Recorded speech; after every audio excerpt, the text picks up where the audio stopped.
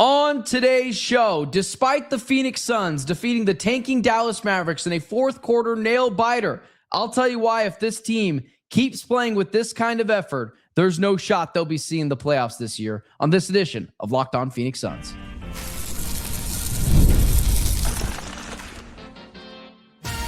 You are Locked On Suns, your daily Phoenix Suns podcast, part of the Locked On Podcast Network, your team every day.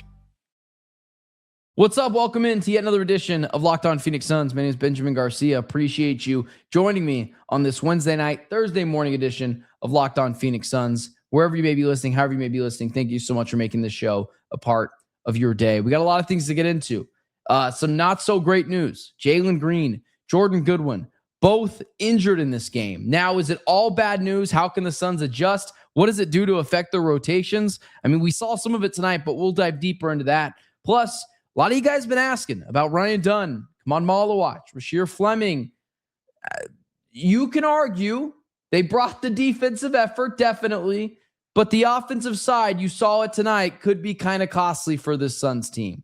But first, before we get into any of that, the Phoenix Suns defeat the Dallas Mavericks, and the good news is the Suns officially clinched a spot.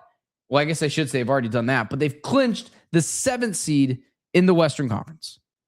After the Oklahoma City Thunder defeated the Los Angeles Clippers today, 128-110, and the Suns' victory over the Dallas Mavericks that officially gave them the 7th seed in the Western Conference. So that's the good news. The good news is the Suns, no matter what happens, are going to have 2 cracks at the play-in tournament at home to get into the actual dance, that being the NBA playoffs. And that is something not to scoff at. Before we get into some of the bad stuff and some of the things that have me a little irked, I do have to remind myself that this season overall has been a win.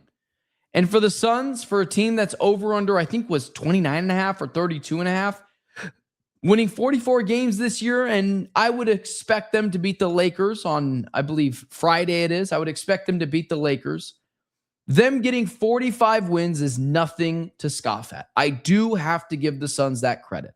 And they did make it more fun this year to be a Suns fan. All those things are true. And at times, you really just got into this team. And they bought you back in with their tough and gritty and intensity and their ability to dive on the floor and, 50-50 balls were 100-0 their balls. All those things were so freaking delightful to watch. It made you proud to watch this team, for myself to cover this team, or for many fans out there just to be a fan of this team, which is why it made this win a bit concerning. And I know that I said the other day that I'm going to give this team the last 4 games of the season. But I said a lot of that in good faith, thinking that the Suns would just take care of the teams that they're supposed to take care of, like the Dallas Mavericks. But tonight, despite a win, was a step in the wrong direction. And here's why. The Suns' identity to begin the season was gritty, hard-nosed, tough. We are just going to out-physical you. And even if you beat us, you are going to know that you played the Phoenix Suns for 48 minutes. Ever since Jalen Green came back, and I'm not blaming Jalen Green, I'm literally just pinpointing a date on this. Ever since right around the All-Star break, this was, even before Jalen Green was back, there has been a flipped off of this Suns team that I thought would get turned back on when Dillon Brooks came back into the fold. When Dillon Brooks got injured, there was an argument to be made that he was maybe the leader of your team. I think that would be a little far, but maybe the heartbeat of your team, the person that symbolizes what it means to be a Phoenix Sun. And a lot of us hypothesized that this team would have a hard time without him raising the temperature in the room, letting everyone know that it's not okay to be a bad team. It's not okay to be a team that doesn't try. And again, I don't want to make it seem like I'm blaming Jalen. We'll get to the injury with him in just a moment. But right around that time, when he came back the second time and Dillon Brooks got injured, is kind of where the Suns started to fall apart. And I don't know what it is. Maybe it's Colin Gillespie's inability to hit a shot. Maybe it's this team's inability to stay healthy. Maybe they missed the chemistry with Mark Williams. Truthfully, it's my job to pinpoint what the issue is. But there's all these different issues. Like I mentioned before, Colin Gillespie just can't buy a bucket. He was 5 for 12 tonight, but he was 1 for 7 from 3. Oso Ighodaro was good, but Khaman Maluach, Rasheer Fleming, Ryan Dunn, we've talked about those guys wanting to play more. They were 3 for 10 against a team that is in the bottom third of defensive rating in the NBA. Royce O'Neal was good in stretches, but at the end of the day, it's not one person or one thing. This is a finger pointed at the entirety of this team. I don't know where this team went. Because I'm watching 2 different basketball teams. 2 completely different basketball teams from like February 1st, from pre-February 1st to now. Because right now the Suns don't have an identity. They don't. If you're pinpointing the problem with the Suns, here's the problem. They don't have an identity. They don't have something they can fall back on. Their identity used to be, well, we're going to be gritty. We're going to be hard-nosed. We're going to punch you in the mouth. We're going to play you for 48 minutes. And that was the identity that made me proud to watch this team, to cover this team, to cherish this team, and for you to be a massive fan of this team. And we were nitpicking things that could be better. Well, could the 2-man game with Oso and Jalen Green be a little better? Or Devin Booker and Dillon Brooks? How's that dynamic going to work? We were nitpicking. Because everything they did, they gave it with a 150% effort. We labeled it the try-hardiness, if you will. Since about February 2nd, maybe right before Jalen Green came back, right around when Dillon Brooks got injured, this team has no identity. They're a good, not great defensive team. And they're a very average offense, and that's putting it kindly. Right now, in terms of defense, or in terms of offensive rating, the Suns rank 18th in the NBA in offensive rating. For defense, they're still a top 10 team in defensive rating. We'll see if that changes after tonight's game, but I don't believe it should. They have no identity. They have no idea what they are. When bleep hits the fan, they don't have one thing that they can go to and say, okay, we're just going to do this. The offensive play style used to be this random, fun, explosive offense. You could trust Colin Gillespie to hit an open 3. Now you can't. You could trust Devin Booker on most nights to get you 20-plus points. Now, tonight, Devin Booker was great. But you just can't trust the offense. Mark Williams, when he plays, is, we'll see. Oso Ighodaro isn't necessarily the guy that's going to be a flamethrower offensively, and it really puts a lot of stress on Dillon Brooks to be really, really good. And when Jalen Green is out there, it puts a ton of stress on Jalen Green to be really, really good. They have no identity offensively. They have nothing they can go to and just say, stop, try to stop this. Defensively, that is really where their identity was supposed to be. Because offensively, it was supposed to be, well, we're just going to score enough. Defensively, it used to be, listen, we might have some trouble scoring the ball. We're going to let Devin Booker take care of that. But defensively, you are going to have a hard time scoring on us. Did the Mavericks have a hard time scoring on you? Had the Mavericks not thrown in a tanking lineup like they did in the other game, they might win this game. The Mavericks had no interest in winning this game today. No interest, and almost won it. That is alarming. And it's because the Suns have completely lost who they are. They've completely lost their identity. And I think it is lazy to just blame one player. Well, Jalen Green. Well, Jordan Ott. Well, Colin Gillespie. This is a collaborative failure right now from the Suns. No one is without blame. I know Devin Booker was good tonight. There's been nights he hasn't been. Dillon Brooks finally showed up. He hasn't been great since his injury. Jalen Green, little hit or miss. Colin Gillespie, where's he been? Grayson Allen, where's he been? This is a collaborative failure. This is everyone needing to look in the mirror and say to themselves, how do we go back to what we were pre-February 1st? That's the only way you fix it. That's the only way you fix it. Because if they play like this, if they allow teams to continue to crawl back with 16-0 runs in the third quarter, or 9-0 runs in the second quarter, or taking the lead outright in the fourth quarter when you were up damn near 18 points, you will lose. You will not be in the playoffs. And that is the harsh truth that Jordan Ott needs to instill, that fear of God in each of these players. They have completely lost who they are. They've lost a bit of competitive spirit. And in a winner-go-home game, both teams are going to be playing really hard. And the Suns have to be ready to answer the bell. That wasn't the only discouraging thing from tonight. Jalen Green and Jordan Goodwin both went down with injuries. We'll discuss what it means to the Phoenix Suns next.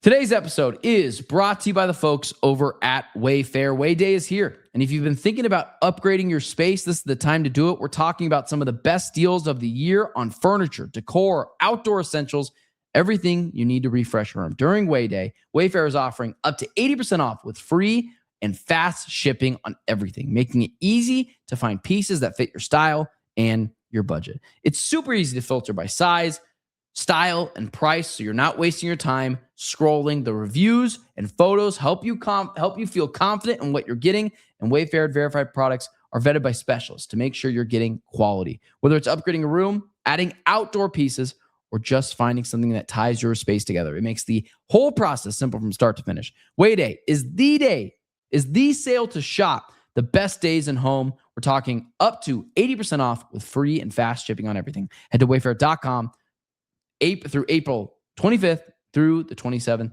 to shop Way Day. That's WAYFAIR.com.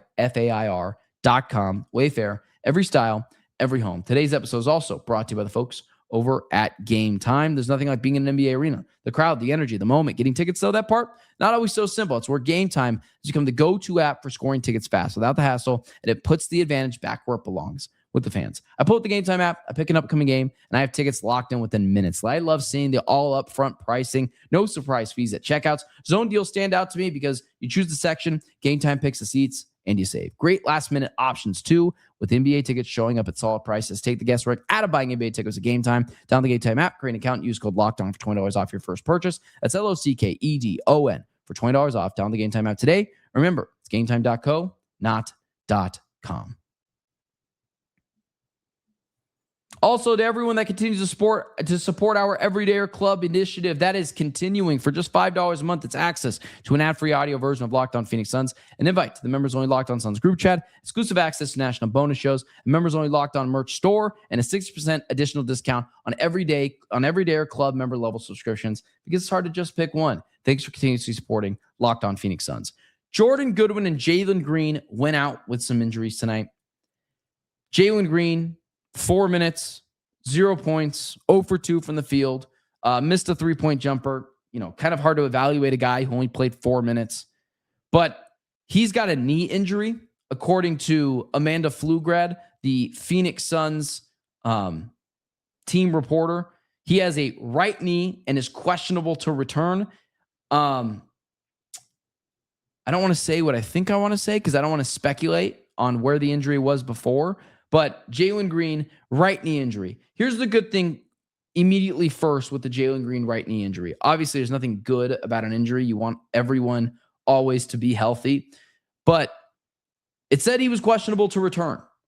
Now, I don't know what that means. There was an interesting video from my guy, John Voida of Bright Side of the Sun, who's going to be on the show tomorrow, showing Jalen Green kind of taking some warm-up shots at halftime and then eventually going back to the locker room, I honestly really don't know what it means. But the fact that he's questionable to return tells me that it's not going to be a 3-week injury. Is he going to be back next week in time for the play-in tournament? I would assume, but it's kind of, how the Suns are going to play that. I don't know. But I'll tell you what. Here's something interesting about the Jalen Green thing. There are people out there who have unfairly, I think, put some blame on Jalen Green for when things go rough. I'll continue to say that this is not a one singular player issue. This is a collaborative issue between the Phoenix Suns right now and the lack of effort, if you will, from this team. And it's so hard to say lack of effort because they were such a hard-nosed, gritty team, but they are just not tightening down the hatches. They are just not playing 48 minutes of basketball. And that is clearly not a singular one-player thing. But there has been questions out there on if Jalen Green fits with the Suns. And I think they're very valid questions because with Devin Booker, Dillon Brooks, and Jalen Green all in the starting lineup, it is a bit clunky. The ball tends to stick in one player's hands for far too long. And again, that's not a Jalen, that's not a Booker, that's not a Brooks problem. That's just a square peg trying to fit in a round hole. Now, we haven't seen enough to definitively say if Jalen can fit with Booker and Brooks, or, on the contrary, if Brooks can fit with those three guys. But if Jalen Green is out for, let's just say, the next 2 games, it'll be interesting to see how the Suns' offense responds. Because if the Suns' offense is then more free-flowing, because there's one less player there who needs the ball sucking the air out of the offense. Again, that's not just the Jalen thing. That could be a Brooks thing too. If there's one player taking the ball, taking the air out of the offense, maybe you pull that player out, maybe the ball will move a little bit better offensively. And I'm curious to see if Jalen is out. Again, cross your fingers that he's not. I'm curious to see how the Suns then work with that. What is the offense going to look like? Because we know what the Suns' offense looked like once when there was no Jalen Green. And there was fluidity, there was motion, the ball didn't stick in the hands of anyone and any which player for too long. This is what, sparked the conversation for me of if you can start Jalen with Booker and Brooks. It just feels like too many cooks in the kitchen, and you can't sit Brooks because he's your only forward and he's probably your best defensive player, and you're not going to sit Devin Booker. So that's what sparked that discussion. It'll be interesting to see if the offense optically looks better. But of course, they need anyone that can shot create right now. So probably not a good time to be experimenting when you're 2 games out from the play-in tournament. Jordan Goodwin is maybe just as impactful as Jalen Green's injury, because Jordan Goodwin today just won the Dan Marley Hustle Player of the Year, and so well deserved. I mean, Jordan Goodwin, just a quick side tangent, him going from at one point outright traded from the Phoenix Suns and let go of by the Los Angeles Lakers for Marcus Smart, to what he is now, a starter on the Suns and one of the best rebounders on the team, maybe the best rebounding guard in the NBA, plays like he's 6'9", but he's really 6'3". Fabulous season from Jordan Goodwin so far, I guess is the long way of saying it. The Suns are not playing with the same level of intensity, try-hardiness, grit, all those things we talked about in the first segment. Losing Jordan Goodwin would be a massive freaking blow. And he's got a left ankle. He was not coming back in this game. Now, ankles are tricky. Tomorrow you could feel good. Honestly, he might have felt good enough tonight, but the Suns saw the swelling and they said, yeah, we're not doing that. But he is so instrumental of what the Suns have preached that they wanted to do in terms of grittiness, get on the floor, defensive driven team. They want to do, that's what exemplifies everything they want to do. That's why today he won the Dan Marley Hustle Award, and of course, much deserving. But if he's out for an extended period of time, I don't know how you replace Jordan Goodwin. This team already has a really hard time rebounding the basketball as a whole. This team already has a hard time getting out in transition and making life, hell on the other team. He is the thorn in the side. And tonight, the Suns barely out-rebounded this Dallas Mavericks team. And do they do that if Jordan Goodwin isn't there for 13 minutes like he was? I don't know how you replace him. I've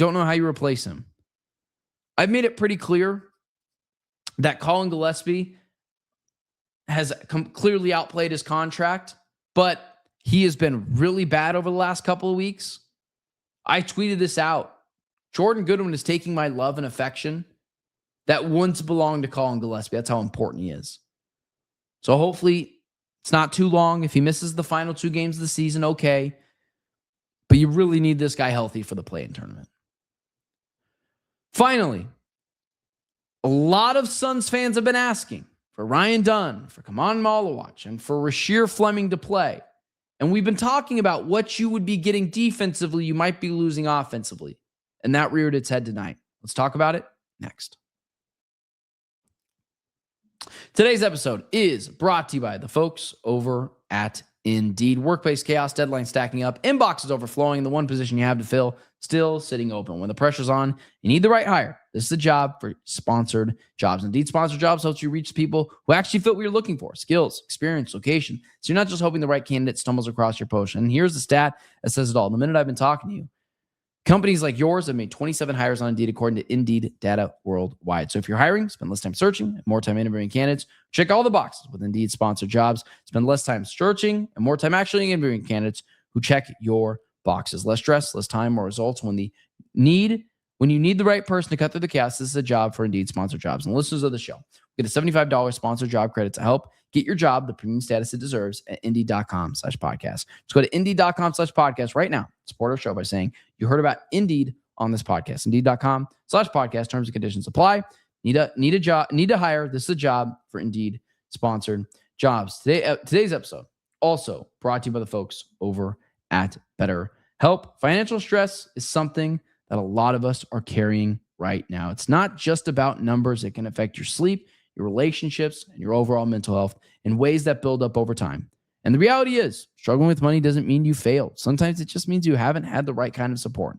It's something that I've thought about. How easy it is to put pressure on yourself financially without really talking about it. The stress that comes with trying to figure everything out on your own. The expectations that you have everything, quote unquote, together, and how that pressure can spill into other areas of your life. Therapy isn't about financial advice. It's about working through the stress, the anxiety, and the emotions that come with it. With over 30,000 licensed therapists and more than 6 million people served, BetterHelp is making it easier to get matched and start focusing on what you need. When life feels overwhelming, therapy can help. Sign up and get 10% off at BetterHelp.com/LockedOnNBA. That's better, HELP.com/LockedOnNBA. All right, closing out the show. So a lot of you, and myself, I don't want to lump myself out of that category because that's not fair. I have absolutely advocated for the services of Rasheer Fleming, just like many of you. But this is one of the things that we've talked about on the show together, that it's not wrong if you are the person that wants Khaman Maluach to play more, or Rasheer Fleming to play more, or Ryan Dunn to play more, because those players can help with the identity of that the Suns have preached that they want to be. Defensive driven, hard nose, and Khaman Maluach was a team best today, plus 11. And of course, 3 blocks. He had 14 rebounds tonight. Defensively, he was masterful. And you can make the argument that because Dillon Brooks was 11 for 22 and Devin Booker was 13 for 27, that there wasn't really a lot of offensive opportunity to come around. But there were moments in this game where this game was close and they needed a bucket badly. And Khaman Maluach Ryan Dunn and Rasheer Fleming were kind of nowhere to be found in terms of offensive players. And in this game, they shot 3 for 10 as a whole. Ryan Dunn was 0 for 3 from 3. He had 6 rebounds tonight. He had a couple of nice defensive stops. He was a plus 10. But again, this is what we've talked about. If Jordan Ott wants to go bigger and he wants to go more defensive driven, he is going to have to make a substitute.